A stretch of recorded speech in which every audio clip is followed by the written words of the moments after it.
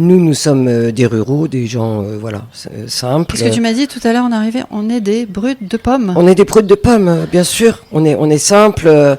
On ne court pas après un ministère. On ne court pas après la gloire. On ne court pas après quoi que ce soit. On est là pour représenter les gens et le plus simplement du monde. Alors ça n'empêche pas, rien n'est angélique.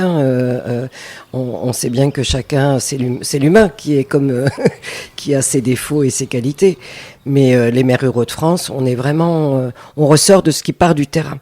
Et c'est vraiment très important. On part pas de ce qu'on a envie pour avoir son nom dans la presse. On s'en fiche de ça. On part du vrai, du concret. On parle, du citoyen.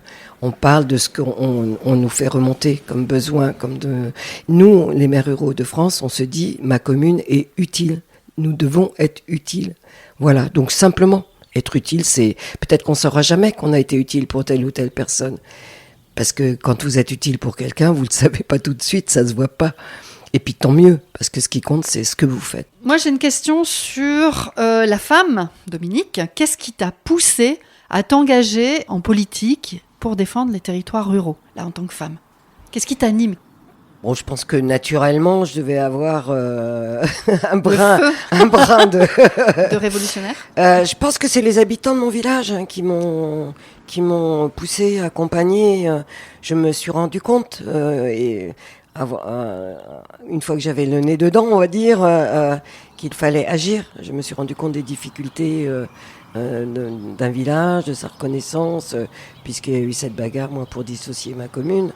Mais je pense que c'est les habitants qui te poussent.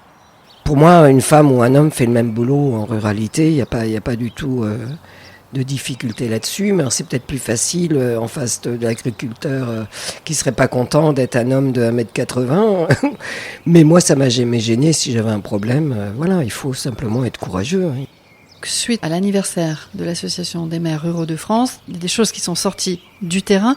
Quelles étaient ces choses, par exemple ? Tous les problèmes ce que peuvent ressentir les femmes en ruralité, le problème de mobilité. Tout ce qu'on a évoqué tout à l'heure. Tout ce qu'on a évoqué. Alors, ce n'est pas que pour les femmes, c'est bien sûr les femmes et les hommes. Mais comme nous, c'était la femme, la commune, le sujet principal de notre congrès, c'était notre sujet pour les 50 ans.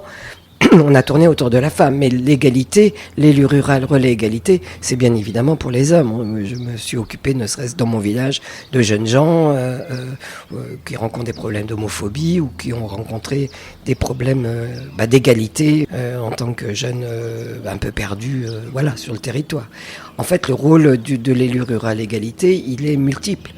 On accompagne, c'est-à-dire que la personne, on va avec elle, on se met, nous sur le département, on a fait beaucoup de réunions avec les assistants sociaux du département, ce qui a permis aux élus ruraux égalité de repérer qui était sur leur secteur et qui peuvent appeler, parce qu'après, il y a double peine, quand il y a violence, il y a les enfants, ça s'arrête pas à madame qui malheureusement...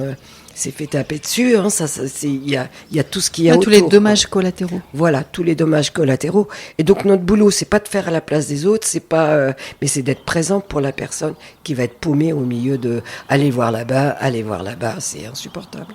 Il y a beaucoup de gens qui bougent, qui font des choses utiles, et donc c'est ensemble qu'on y arrive. C'est un problème de société et on peut pas fermer les yeux, on peut pas.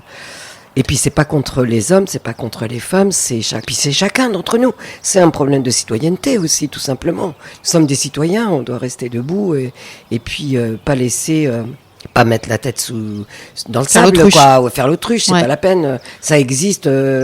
Allons accompagner les gens qui en ont besoin. Ça fait de mal à personne. Il n'y a pas de. Donc les actions auprès de R, je répète, c'est pas uniquement pour les violences faites aux femmes, ça peut être les enfants, tu viens de le dire. C'est l'homophobie. C'est ça. Égalité sociale. Égalité sociale. C'est pas parce qu'on n'est pas un homme qu'on ne peut pas y arriver. Minimiser ses actions. Mais faites-vous confiance, la femme a sa place partout. Et encore plus en campagne. Encore plus en campagne. Il y a beaucoup de choses à mettre en place en campagne. Et on se rend compte qu'en campagne, avec 3 bouts de ficelle, on fait plein de choses. Ça, c'est clair. Regarde, on fait même des podcasts.